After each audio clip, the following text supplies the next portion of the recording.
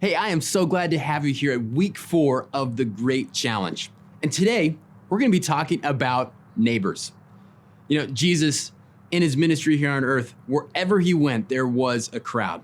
People wanted to hear what he was talking about. They wanted to be close to him. They wanted to see the miracles. And part of that crowd, almost every single time, were some of the religious leaders of the day. Partly because they just honestly want to know what Jesus was talking about. But also, they were threatened. They were worried that he was undoing everything that they stood for, everything that they believed and held true. They were going to lose some of their authority and position if too many people started following Jesus. So they would ask him questions, trying to make him look bad. At one time, one of the religious leaders asked Jesus, "What's the greatest commandment?" And Jesus replied. He said, "Love the Lord your God with all your heart, soul, mind, and strength.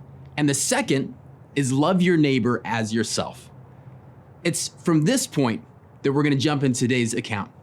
See, this religious leader had a follow-up question.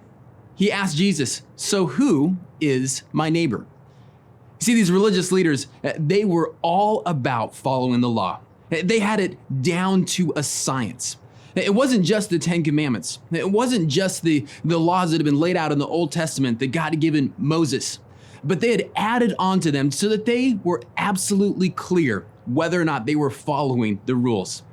So for example, remember the Sabbath day, keep it holy, do no work. There's not enough clarity there for them. So what does it mean to do no work? What can you do? What can't you do on the Sabbath day? How far can you walk? How heavy of a load can you pick up?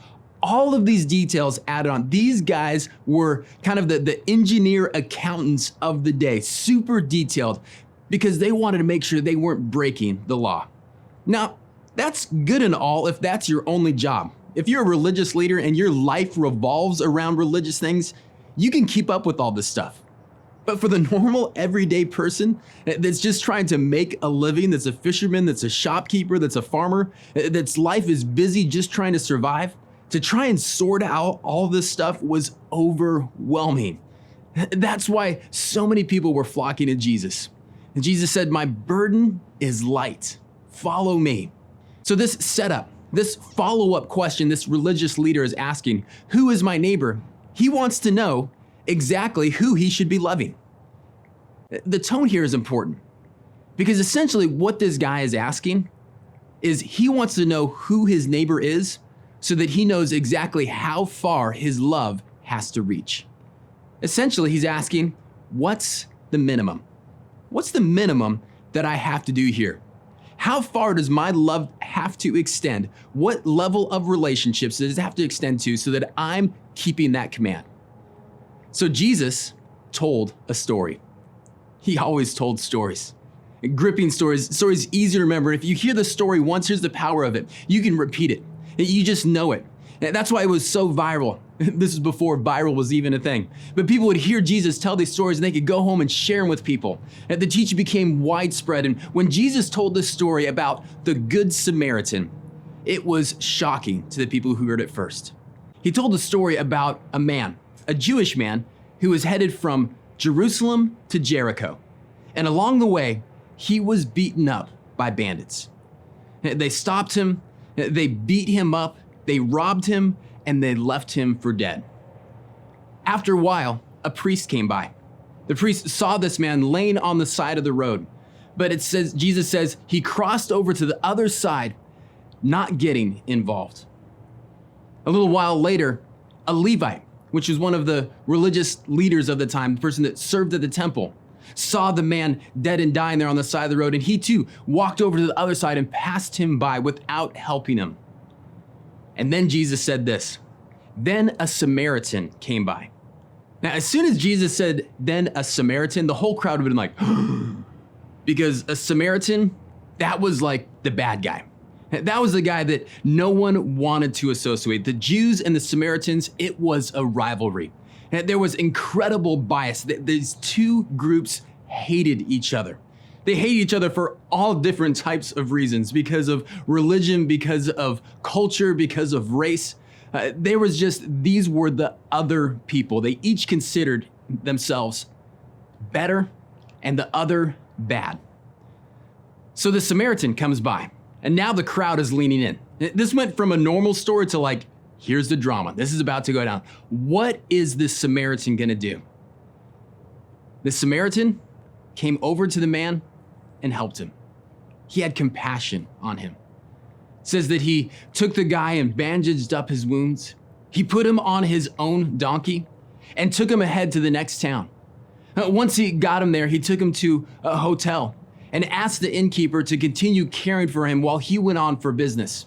He left him some money saying, hey, whatever expenses there are, I will take care of it. I will want to make sure this guy is okay. And if it runs over this, when I come back through, I'll settle the accounts. At this point, everyone's jaw would have just been dropping, right? What in the world? Why would this Samaritan help this Jewish guy? It doesn't make sense. There's all of this bias going on between these two groups, this unholy trinity of division, cultural, racial, religious issues going on here. But he steps into it and he becomes the hero of the story. What Jesus is saying here, the answer to the question, who is my neighbor? Jesus just says this. He says, the one who showed compassion. That we're called to love everybody. You see, the religious leaders of the time, they defined neighbor as someone like them, other Jewish people, that they're supposed to love all their other Jewish friends just as they love themselves. But Jesus is breaking this down and says, no, you are to love everybody. You're to love the Samaritan as you love yourself. Love someone who speaks differently as you love yourself. Love someone who looks differently as you love yourself. Love someone who was raised differently as you love yourself. Love someone who lives differently as you love yourself. Love someone who believes differently as you love yourself. Love someone who worships differently as you love yourself. I could go on, and I think you would agree at this point, we're not really talking about the story of the Good Samaritan. We're talking about us. You see, we all have biases, and our bias limits the extent to which we're willing to love other people. So what's the antidote to this? Well, today we're overcoming bias with compassion. We have all of these biases. Some of them are overt, some of them are blind spots in our life that we automatically push certain people or groups of people away because we're uncomfortable with them. And we have a history with them, or we just have thoughts or feelings about them. And what Jesus is calling us to do is to act with compassion like the Good Samaritan. You know, one of my heroes is Mr. Fred Rogers. And there's this amazing episode that was shot back in the late 60s of his television program where he lives this out. You see, Mr. Rogers, you might not know this, he filmed weekly. So events that were going on in culture, he would reflect that in the television show. And in this particular time, this was the middle of the civil rights movement. There was just horrible images on the news each and every night of just division, of racism, of violence, of putting down African Americans. And one image in particular just made him so upset. It was an image of young African American people in a swimming pool at a hotel. And the owner comes out because they were in a whites only pool. And he began pouring bleach and pool chemicals on these kids to get them out of the pool. He wanted them out of the whites only area. And Mr. Rogers is like, this is not okay. Kids growing up watching my program, I want them to see a different reality. So he filmed a special episode that week. And it was very simple. Mr. Rogers is sitting out in front of his house in one of those little play pools. It's a hot day. And he is just sitting there with his feet in it. And he's talking to the camera as he always did, just in that loving way, saying, hey, isn't it a hot day today? Man, I'm so glad that you're here with me in the neighborhood. I am so glad that we are spending this time together. When all of a sudden coming on the screen is Officer Clemens.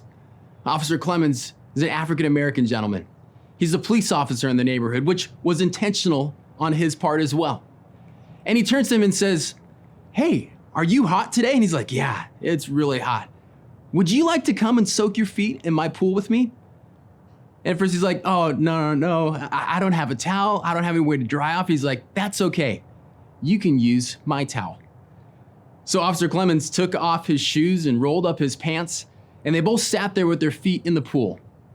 And then after they're done, Mr. Rogers dried off the officer's feet and just stared and looked in the camera, smiling the whole way as he was doing it. Just sending a message that this is normal.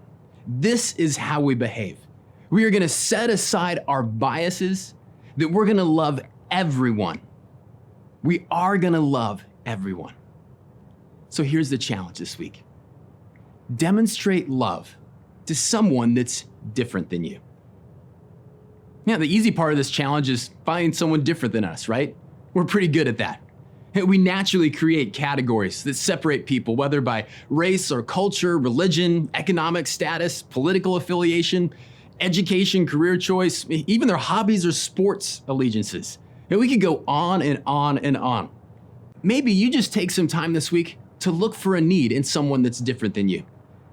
Maybe this could be someone that's a member of a group, a political group, or an educational group, an economic group that's different than you. And you look for a way to step across that line of bias that you have and meet that need with love. Show compassion. Or maybe you just put together an encouraging gift basket for another mom or a family that raises their kids a little bit differently than you, right? And we have our biases on what we believe is right and how we do education and what our home life looks like. And we know those people that do it differently. And it tends to cause separation and pushback. And what if we just encourage those people, doing something nice for them? I'm not sure what God's gonna lead you to do. I know it's not gonna be hard to find someone that's different than you. But the question is, are you gonna step into that with compassion? When you see that need, when you see that pain, when you see that hurt, are you gonna walk by on the other side of the street? Or are you gonna step into the need and set aside any bias that you have and serve with love? This is such an important step. Bias is so powerful in our culture, in our community. And we separate for so many different reasons. And compassion, love in action, is one of the ways that we begin to bridge this, to mend this, to put in the antidote to bias. So take the challenge this week. Live it out.